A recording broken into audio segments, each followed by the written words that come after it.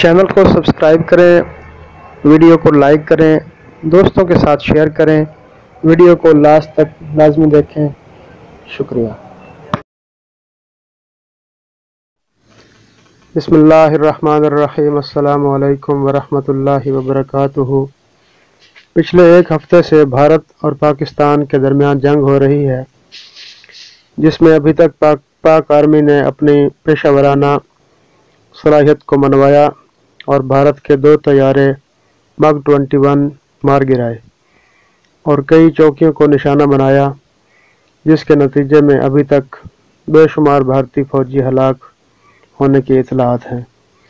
تاہم ابھی تک لائن آف کنٹرول پر وقفے سے لڑائی جاری ہے۔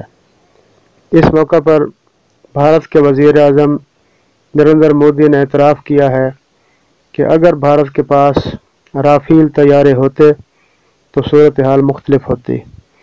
نیو یارک ٹائم کے مطابق بھارت کا 68% جنگی اسلحہ اور جنگی جہاز قابل استعمال نہیں ہیں۔ اسلحہ کافی پرانا ہو چکا ہے اور طیارے بھی مقابلہ کرنے کی پوزیشن میں نہیں ہیں۔